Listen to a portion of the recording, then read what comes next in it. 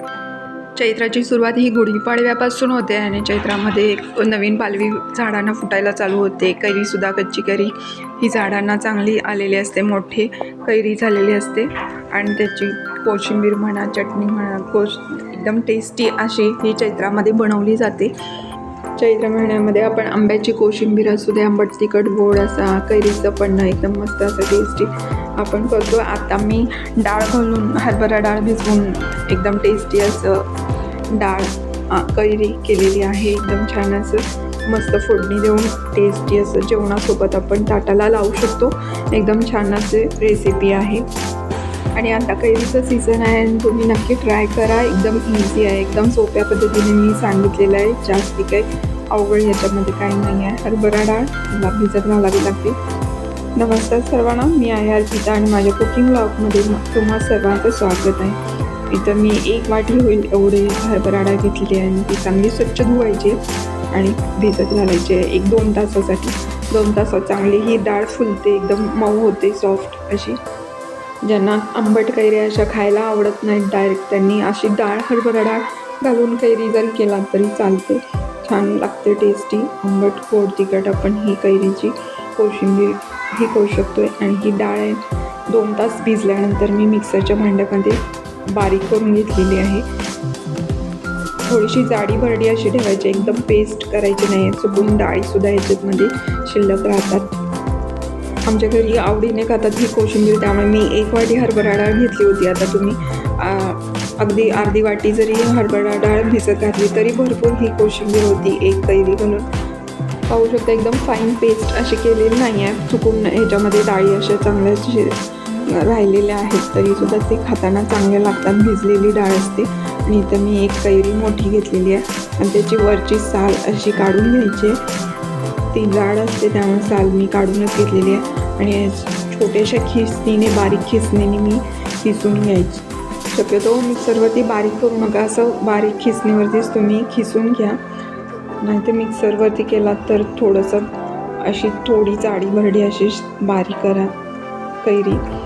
उन्हाळ्यामध्ये आंबट पदार्थ खायचे नसतात जास्त, त्यामुळे आपण असं कॉम्बिनेशन डाळ घालून, नाहीतर आपण त्याच्यासोबत ओलं खोबरंसुद्धा कैरीचं सोबत बारीक करून छान अशी चटणी करू शकतो खोबऱ्याची कैरी घालून. तीसुद्धा छान टेस्टी लागतं. उन्हाळा असल्यामुळे आंबट हे कमी खावं. आणि ही पाहू शकता, एकदम 1 कैरी एकदम छान अशी खिसून घेतलेली आहे. मोठी कैरी होती, खिसून घेतल्यामुळे ह्याचं पाणीसुद्धा झालेलं नाही आहे. खिस असा छान असा पडलेला आहे. आणि ही डाळ जी मी बारीक केली होती त्याच्यामध्येच हा खिससुद्धा घालून घेतलेला आहे आंब्याचा, कैरीचा. आणि हे चांगलं मिक्स करून घ्यायचं आहे. आणि ह्याच्यात चवीनुसार मीठ आणि हिंग घालून घेणार आहे. डाळ भिजवल्यानंतर एकदम फास्ट अशी रेसिपी आहे, जास्त वेळ लागत नाही. आपण जेवणासोबत खाण्यासाठी 2 मिनटातच ही करू शकतो कैरीची कोशिंबीर. मी जी कैरी घेतली होती ती एकदम छान असं खोबऱ्यासारखी होती, एकदम आंबट अशी काही नव्हती.